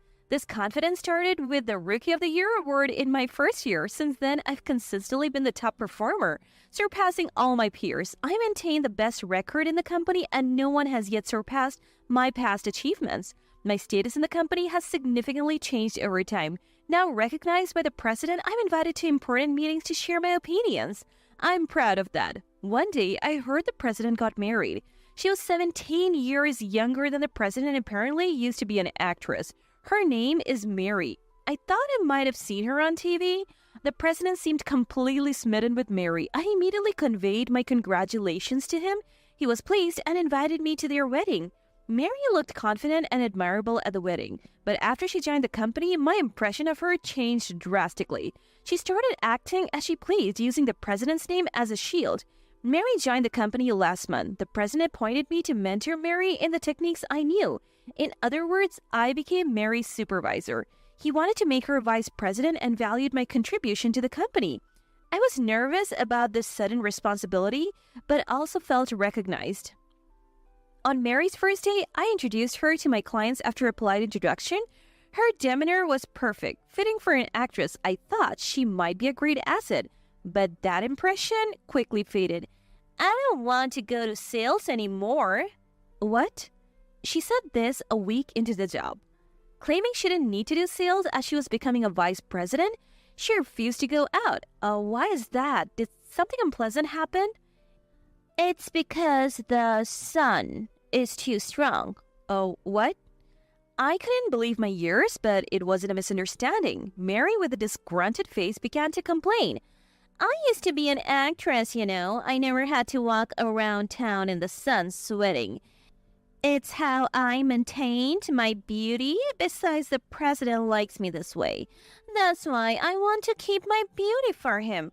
Her reasons seemed plausible, but Mary was no longer an actress and needed to endure some discomforts for beauty. There are many ways to protect against sunburn now, but Mary stubbornly refused them all. I told her that with this attitude, she couldn't work, but Mary just scowled at me. I persisted, explaining that as a salespeople, we have to go outside to work, but Mary wouldn't listen. Paula, you're lucky you don't have to worry about looks. And you're older anyway, but from my perspective, you should be the one concerned about your age. Aren't you unmarried because you don't pay attention to your appearance? You should focus more on self-improvement. Then she gave such absurd advice and, with a deep sigh, said she envied my carefree attitude. I was irritated, but arguing over such trivialities was a waste of time. I couldn't ignore Mary, so reluctantly I left her with some simple office tasks and went out for sales alone. At that time, I just thought she was in a bad mood, but Mary's tyrannical behavior escalated from that day. Unknowingly, something shocking was about to happen to me. The next day, when I arrived at the office, the other employees seemed confused. Turns out Mary had suddenly proposed a new system. It involved conducting all businesses through her. Shocked, I asked what it meant, and Mary, looking smug, stared at me. I'm going to be vice president, so I thought it'd be good to understand all operations. I suggested it to the president, and he approved. So everyone will work through me now. You've been told to cooperate with me by the president, right, Paula? I was astonished by Mary's words, but if the president approved, we couldn't resist. I reluctantly accepted Mary's request. Then Mary took an even more surprising action. This happened that very morning. Mary, as usual, didn't want to go to sales, and I was left to do it alone. But I saw her call our department head, Jamie, saying she needed to talk. Wondering what it was about, I left for a client meeting. When I returned that afternoon, I encountered a shocking scene. What? Mary? What are you doing? That's Jamie's seat. Mary was sitting in Jamie's chair, acting like a boss. When I asked Jamie, Mary proudly said she had told him to resign. Demanding an explanation, Mary confidently declared, I am becoming vice president. I deserve a seat like this. Besides, we'll be working through me now, so Jamie is unnecessary. I'm practically the department head. What will the president say about this? He won't complain to me, and Jamie resigned. He said he's leaving the company himself, so it's none of my concern. Mary's malicious smile left me speechless. After taking over Jamie's seat, Mary began to berate anyone not aligning with her wishes. The department was frustrated with her tyranny, but no one dared speak up for fear of her threatening to tell the president. This situation lasted a month. Mary's whimsical approval of operations hindered our work. Her mood dictated whether things went smoothly or not, and she often dumped the hassle on me. I ended up with extra work, unable to spend time with clients as before. My performance dropped to half its usual. This was a serious problem. As I had the most clients in the company, my performance directly impacted the company's success. I delegated tasks to other departments when possible, but there were assignments directly from the president I couldn't pass on. If we fell behind our rivals, it would affect the company's reputation. Amid these thoughts, Mary summoned me. She wanted me to handle a guest she was supposed to meet. I complied and took care of the guest in her stead. Upon returning to the department, Mary summoned me again. This time, she ordered me to handle her menial tasks. She was just drinking coffee and playing with her phone, so I wished she would do them herself. With another client meeting pending, I politely declined the menial tasks. Choosing my words carefully, Mary turned, raising an eyebrow. Are you saying you won't follow my orders? Not at all. I just think you can handle these yourself, so I'll prioritize my other work. Is that work more important than what the future vice president asked? Do you understand your position? Mary glared at me with a displeased look. It seemed she was in a particularly bad mood today. I felt utterly annoyed at being tangled up in her unreasonable complaints. Maybe my irritation showed on my face because Mary shouted in anger. You always do this. Do you still think of me as a subordinate? Just so you know, our positions have long since reversed. I hate being looked down upon the most. Just listen to what I say. I was appalled by Mary's irrational behavior. Scowling at me, she belittled and insulted me before leaving the department, saying she felt sick. After she left, I finished the menial tasks she had asked of me and hurried to my client. That evening, I was summoned by Mary to the conference room. The appointed time had long passed, but Mary entered with an air of confidence. She started by saying she had something important to discuss. Thinking I had chosen my words carefully, Mary turned to me with a raised eyebrow. I don't like your attitude, so you're fired. I was utterly shocked at Mary's declaration. What authority did she have to say such a thing? Seeing my confusion, Mary smiled smugly. If you don't like it, obey me. Even if you are the president's favorite, I can easily get you fired. Mary laughed triumphantly. Stunned by this unexpected turn, I realized that obeying Mary would only lead to terrible treatment. Despite the president's request, I was beginning to feel like being manipulated by Mary was unacceptable. However, quitting would mean financial struggles. That's when a brilliant idea struck me. Are you sure about this? Mary mocked me as I said that. I sighed at her attitude. Understood. Huh? Surprised at my response, I decided to comply. Are you really quitting? You said it, didn't you? But I said you could stay if you obeyed, right? You're firing me because you don't need me, right? Then I'll quit. Mary seemed utterly taken aback by my response, speechless. I told Mary I would clear my desk and left the conference room. Glancing back as I closed the door, I saw Mary standing there dumbfounded. When I started cleaning my desk, colleagues who had heard the rumors gathered around. Are you really quitting? What did Mary say to you? The department can't function without you, Paula. My colleagues expressed their regret at my departure, but having already declared my resignation, I couldn't stay. I quickly said my goodbyes, told them my work was ready for transition, and advised them to check my computer later. I promised to be available for consultation if they called and then left the company. On my way home, I called Jamie. After exchanging current information with Jamie, I immediately set up a meeting with a rival company upon reaching home. The next day, my new job was with a rival company of my former employer. Jamie, now my boss, and I were about to embark on many sales ventures together. The president of the rival company warmly welcomed us and even expressed his expectations. My boss seemed revitalized by returning to fieldwork. It feels like old times. I always admired you as a department head, Jamie.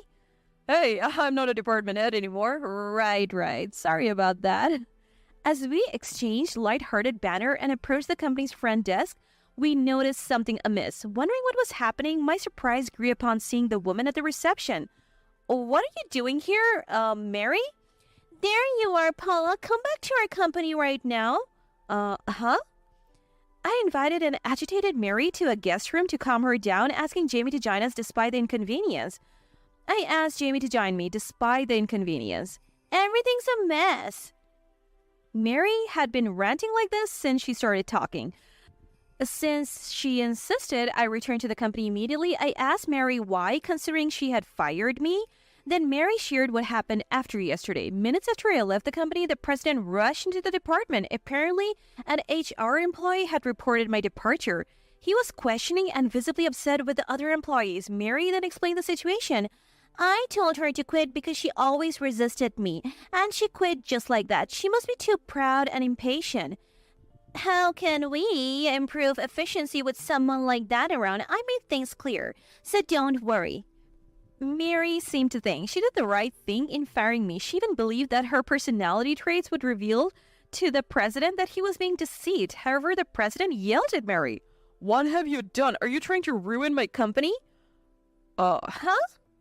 Mary was shocked, having been yelled at for the first time. She had never been scolded before, no matter what she did. She confronted the president, suspecting him of infidelity. The president scolded Mary. He elaborated on how much I contributed to the company and declared he wouldn't let her be involved in business matters anymore for pushing out a valuable employee. Wait, aren't you going to make me vice president? Why would I make someone who doesn't listen to others and acts unilaterally on important matters a vice president?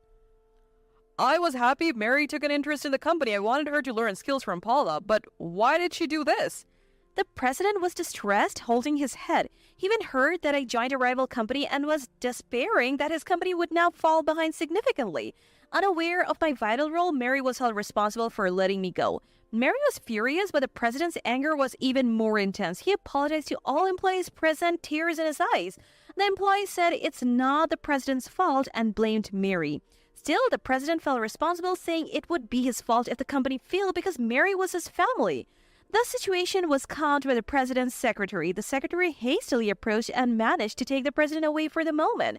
Although the secretary reassured him that the company wouldn't collapse so easily, the president seemed anxious, worried that a rapid decline in performance would lead to a loss of trust and the company's inability to function. I did it for the best. Now he even said he'll divorce me. If you return to the company, I won't have to get divorced. So come back right now. Hearing this, I exchanged glances with Jamie, who was beside me. Then I denied her request, stating it was impossible. To Mary's howling question of why, I explained that we had our positions in this company to consider. Just because you have transferred, what position do you think you have? An ordinary employee acting all high and mighty? Just come back. Annoyed by Mary's words, we decided to enlighten her about our current positions. Unfortunately, I am now a division head at this company. My boss here, who was a department head at your place, is now an executive officer here. We're not in positions to be easily discarded. Hearing this, Mary gasped in disbelief, looking at us. What do you mean? How can you be in management positions just after transferring? We are listed as transfers, but in reality, we were headhunted. What? We had offers for a long time, but we declined because of our gratitude to your company. However, after you came and we were dismissed, we lost our place. We approached this company's president, and as a result, we were welcomed with great treatment. Mary was dumbfounded at my calm explanation. Jamie and I looked at her coldly. That's why we can't and won't return. You should face your own responsibilities instead of staying here. How can you abandon me? You abandoned us first. Mary turned pale, shocked by my words. Seeing her face, I felt slightly relieved. After being treated so badly and overworked, it seemed fair to be a bit harsh. Unsatisfied, Mary leaned towards me, trying to intimidate. Why refuse when I'm telling you to come back? You owe my husband's company, don't you? The president is competent. He can maintain performance even without us. We do feel in debt to him, but you took away the chance to repay that debt. But thanking her please wouldn't sway me. Mary turned to Jamie, but Jamie, like me, firmly refused to return. Mary persisted, offering good positions in her company, but we steadfastly declined. The president of the rival company who took us in when we were lost is our benefactor now. We regretted leaving our former president, but decided to repay our new company's kindness with results. So please take responsibility for what just happened. That's how you show sincerity to the president. No, I don't want a divorce. Since you said I can return, can't you stop the divorce? You are my subordinate, so you should take responsibility, right? Haven't you said our positions have long reversed? That was just in the heat of the moment. Mary faltered in her words. I sarcastically told her it would be nice if you could handle it with the vice president's authority. Mary's face twisted in frustration at my words. Finally exasperated with Mary's refusal to leave, we called security. We asked her to leave with the guards. After all, it was her fault and she should stop avoiding it and decide her future with the president. You have ruined my life. Cornered, Mary tried to blame me for everything. Her irresponsibility was almost refreshing. I told her she could hold a grudge if she wanted, but to never involve me again. Afterward, Mary got divorced. Being a former actress, her story even made it to the tabloids. Her irresponsible and aggressive behavior was hidden, and she was labeled as a villainess trying to take over the company. Once a glamorous former actress, Mary was now viewed with disdain. After the story broke, she was constantly pursued by reporters. She became depressed, always suspected of all intentions in every action and word. Rumors said she would soon go abroad, unlikely to return until things cooled down. Meanwhile, I was significantly boosting performance at my new company with Jamie. Our true skills shone in the field, not just because of our positions. I actually pursued sales opportunities while simultaneously developing a system to fulfill my role efficiently. As a result, the company's management improved and continued to ascend. The president was pleased, and I was satisfied with my new life stage. My former company, just as I believe, recovered from its temporary slump. Thanks to being seen as a victim, its performance improved remarkably. The president was truly capable. Now we are good rivals competing with each other. Emma, a childhood friend and my ex-girlfriend, had an accident. It all started with a sudden phone call from Lucas. I'm taking the day off work to attend the funeral. Don't worry about dinner for me, he said, rapidly speaking, and was about to hang up. Feeling something was off, I finally stopped him. Despite Lucas's plans to urgently take off work and attend the funeral, he seemed to not want me there, avoiding giving me details. Persistently questioning the reluctant Lucas, I managed to find out the location and somewhat forced accompanied him to the funeral. There, I witnessed something unbelievable. That's why I told you not to come. I didn't want to hurt Ava. Despite being hurt by him, those were Lucas's words. Filled with confusion and disappointment at being betrayed by my only partner, I was at a loss for words. But I couldn't let Lucas have his way with the situation. I decided to take a stand against Lucas. I'm Ava, turning 37 this year, a housewife living an ordinary life with my kind albeit timid husband Lucas. Our life changed drastically due to a lie Lucas persistently told. That lie, born out of Lucas's personality, not only affected our marriage but also led to an unbelievable incident involving many people. Thinking back, there was a time when Lucas seemed a bit off for a few days. I thought he was ill and asked him, but he always said, "It's nothing." Yet Lucas appeared anxious and often spent the day looking at his mobile phone. Is there really nothing wrong? It's fine. I'm just busy with work, that's all. Do you have some work waiting for a response? Yeah, something like that. Since he said that, I didn't push any further. The strangest Lucas ever acted was after receiving a phone call from his company. Ava, what are you doing? Just got back from shopping. Actually, I got a call saying Emma, a childhood friend and my ex-girlfriend, died in an accident. He told me it was about attending the funeral of a woman who was his childhood friend. Shocked by the sudden news, I felt something was off when Lucas, speaking rapidly, was about to hang up the phone, so I stopped him. The situation is too sudden to understand, but Shouldn't I go with you? It's okay. She was an old friend, Ava. You don't have to come. But what about you going alone? Can you at least tell me where it is? Despite his plans to urgently take off work and attend the funeral, Lucas didn't want me there and avoided giving details. Still, thinking I should go if she was an important friend of my husband. I persistently questioned Lucas and found out the location. And at the funeral I reluctantly attended, I saw something unbelievable. What on earth is Lucas doing? As soon as we arrived at the funeral, Lucas and I were guided separately, and I was directed to a corner. Where did Lucas go? I wondered, looking around. The atmosphere was cold and I felt scorned. Feeling uncomfortable and anxious, I was looking for Lucas when I saw it. Lucas undoubtedly was giving a eulogy as a representative of the family. Unable to understand why Lucas was doing that, I was simply confused. Lucas acting like the deceased's husband was like a stranger to me, leaving me in turmoil. Ignoring my distress, the cold stares from the others weren't just my worries. They pierced to me mercilessly. So noisy. A man who seemed to be a friend of the deceased clicked his tongue, and I just had to bow my head and keep quiet. Clutching my handkerchief, I could only pray for the funeral to end soon. After what felt like an eternity at the funeral with almost no other memory, I immediately rushed to Lucas to ask for an explanation. Why were you acting as a representative of the family? What's going on? That's why I told you not to come. What do you mean? As I pressed for answers, Lucas with a stern face began to speak. Despite wanting a convincing reason, Lucas would only give vague answers like, because of an old relationship. Moreover, while talking to me, he said he had something to do and tried to leave me again to return to the funeral venue. Wait, explain it to me properly. That's what I've been saying. There's no way I can accept such a reason. Our conversation leading nowhere was interrupted by Emma's mom, Mia. What's this dispute? Mia. Sorry to interrupt, but there are still matters like inheritance procedures we need to discuss, so I have to go. Inheritance? I blurted out in surprise. I was still trying to comprehend why Lucas acted as the family representative, and now being involved in inheritance discussions of a friend's estate only deepened the mystery, sending me into panic.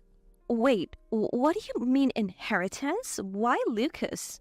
What are you talking about? Isn't that rather rude? I'm sorry, but why is my husband handling the inheritance procedures? What are you talking about? Mia looked at me confused, but then exclaimed something. As if she had understood something, she mocked me and dismissed me with a cold voice. So, that's how it is. Lucas will inherit our daughter's estate. But what does that mean? I'm saying it won't be given to you. That's not what I'm asking. Despite my attempts to understand the situation from Mia, our conversation hardly made sense and she just took Lucas away. Being treated so coldly by someone I had never spoken to, I was left standing there dazed. It was Lucas and Emma's friends, who I saw earlier at the funeral, who snapped me back to reality. Trying to go after Lucas and even the inheritance? How greedy can you be? I'm not after the inheritance. What on earth is going on? They too, like Mia, looked at me coldly. The attitude of these strangers, whom I had never interacted with, made me wonder if I had unknowingly done something wrong. Unable to stand their words, I asked for an explanation. And from their mouths, I learned something unbelievable. What on earth is happening? Despite being strangers, they approached me with scorn and revealed Lucas's terrible lie. Firstly, Mia and they seemed to think I was a stalker pretending to be Lucas's wife, attending Emma's funeral as an impudent woman. Wait, Lucas married Emma half a year ago?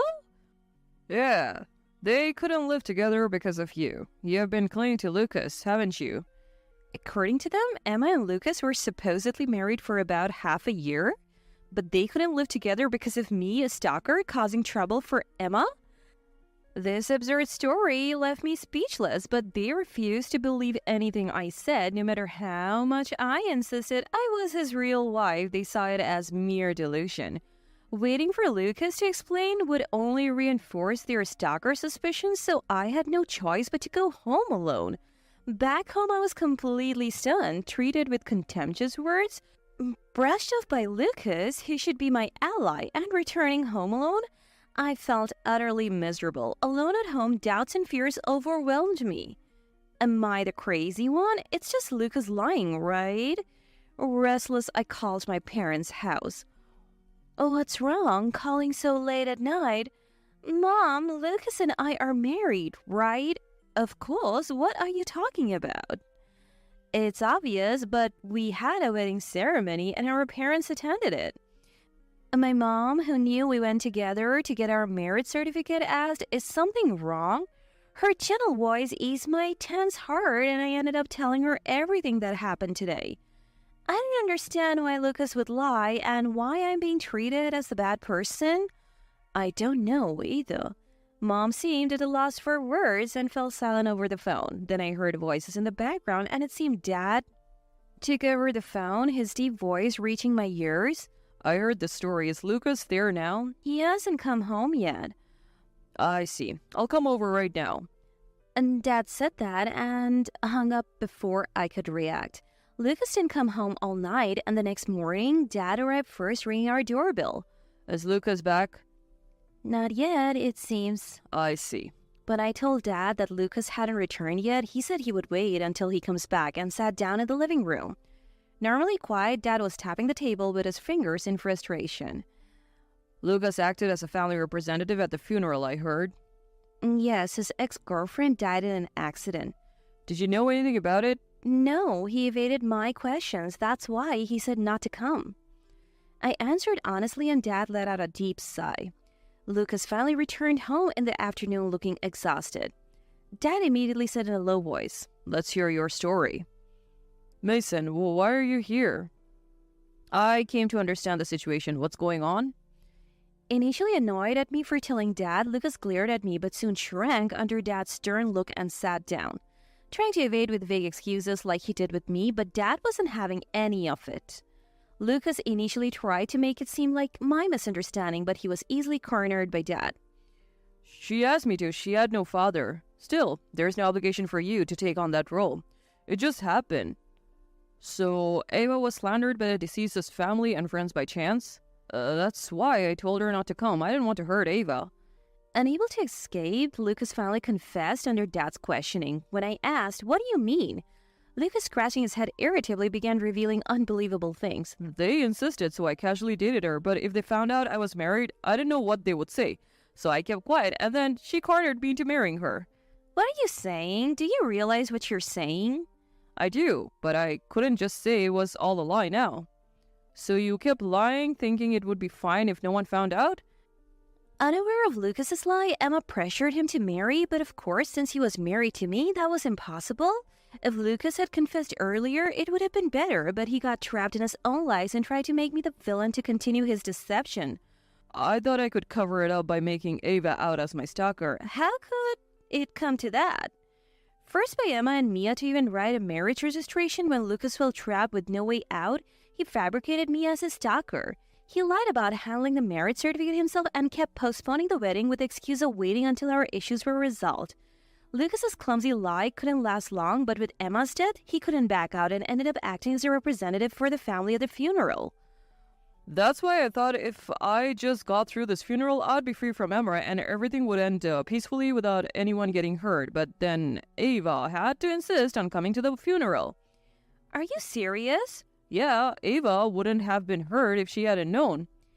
It sounded like a child's excuse. With his lips pursed in dissatisfaction, Lucas continued to complain, oblivious to Dad's growing anger sitting next to him. His attitude of blaming me, saying if Ava had just kept quiet, was so ridiculous that I started to laugh. What's so funny? I didn't know I was your stalker. Dad patted my back, thinking I had lost my mind. Lucas looked at me with furrowed brows and a worried expression. I continued laughing. You came home to a stalker's house, ate the food a stalker made, and bathed in a stalker's prepared bath? It's different. I had to lie because of how things turned out. Different how? Coming up with a stalker story and then coming back here as if nothing happened? My words made Dad tremble with anger while Lucas remained silent, head down. I kept talking.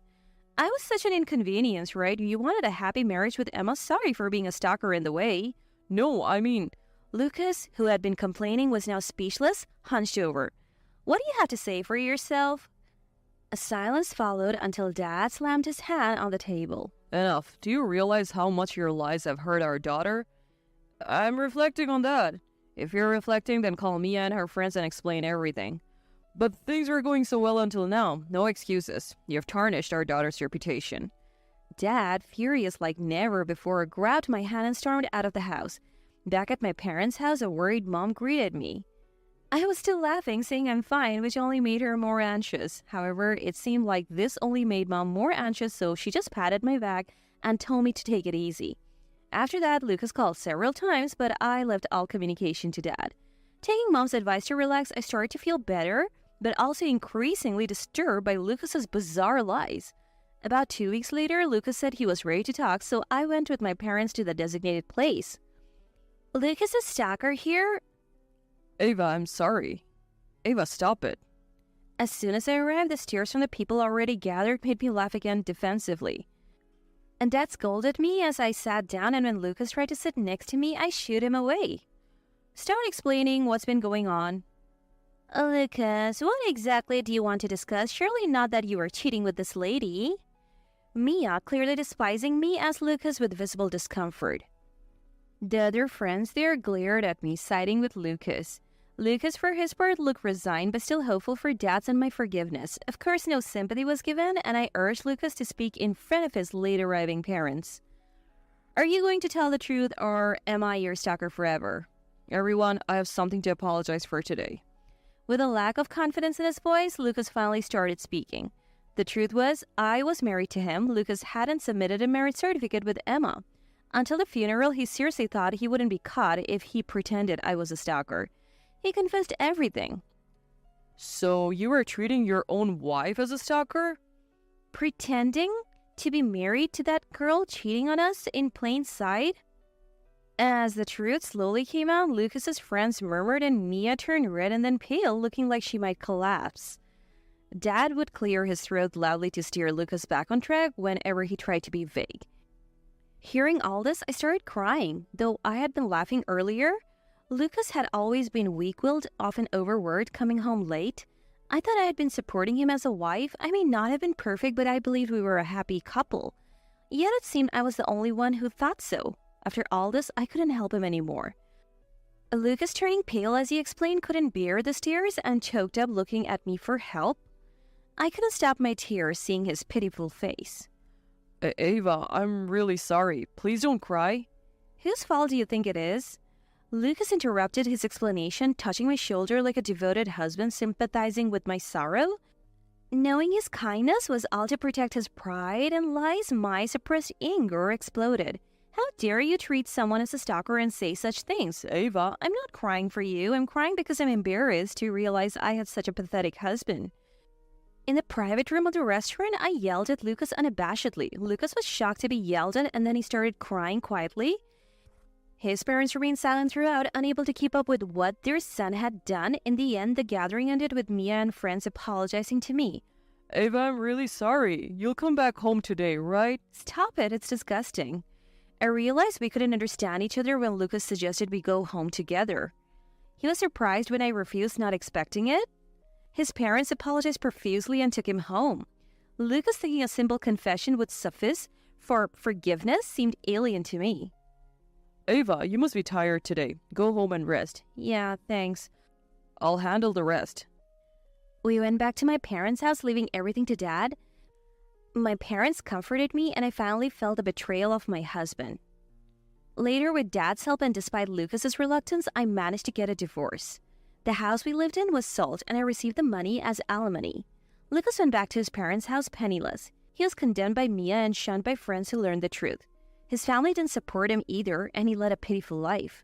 Finally, I understand I did something terrible. If you have any feelings left, could you give me another chance?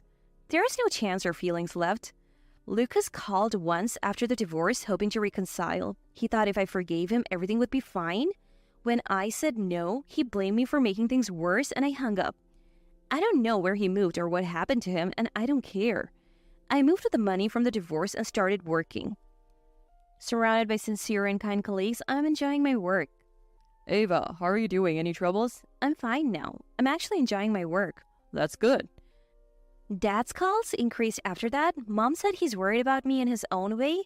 I don't want to marry again, but I've come to appreciate my family more. Work is going well, and I feel I found my own happiness.